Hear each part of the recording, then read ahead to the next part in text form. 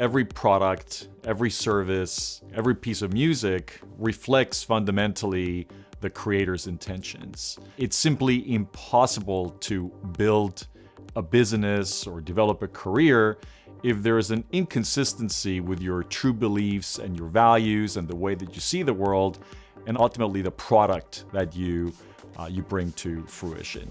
So it's absolutely critical for every founder of a business or every creative person to go through this process where they're systematically reconnecting with that initial intention that you had behind your creation. It's a really interesting challenge to really just self-reflect. I do believe sometimes we get a little attached to our titles. You know, when you could say you're a global creative director at Nike, that opens a lot of doors.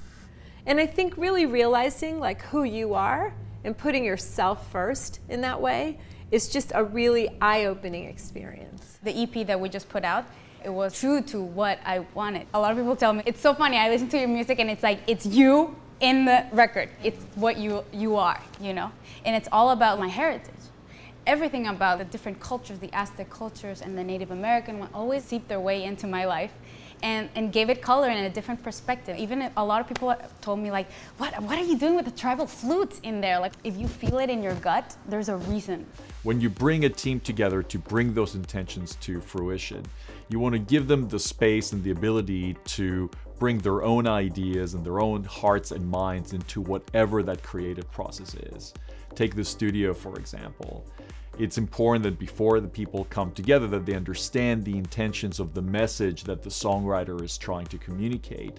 When I am envisioning something in my head, I'm envisioning the best of the best concepts for choruses. And some of the best concepts in choruses are full choruses with lots of vocals in them that have 3-part harmony. Now, have I tried concepts and felt like that doesn't work or that doesn't feel good in this song? Yes. And how did I get to that? I listened to it and it just didn't hit me. It didn't touch me the way the idea in my head felt or was touching me. No matter how good a team you have, no matter how much money you have, you cannot fundamentally paper over any deficiencies that exist in the intention of what you're trying to say if the core and the essence of it are missing and they're disconnected from who you are as a human being. I believe that the real core of a person, and I think the real core of humanity, is about helping each other. These abilities that we have to help other people, I call intention. I call them intentions. They're individual abilities, like I intend to help people tell their story. I'm good at helping people tell their story. And it's what led me to make Avid. So the intention is the source of energy. The beliefs, what you believe, you call values. I think of beliefs as the environment that kind of holds your intentions. Almost a framework of sorts. Right. And the actual engine of the work is the invention. And what happens is life triggers you. You see things that are wrong, and you realize you can change it.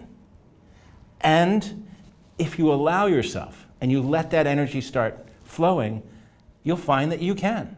When we look at the entrepreneurs that we admire, from Leonardo da Vinci to Henry Ford to people today like Steve Jobs or Jeff Bezos, their companies are reflections of the way that they see the world. In my situation, my passion was to help musicians, and my purpose was to create this platform that made it easy for them to connect with any promoter anywhere, no matter who they were, what passport they carry, or what music they played. So when you're going through this process, asking yourself, what is my passion? What do I care? How do I see the world? What are my values? Who are the people that I care about and are important to me? With your purpose, how do you intend to go about something? What is the direction that you want to pursue? Fusing these two, along with ultimately what you're very good at, is absolutely key and critical to success.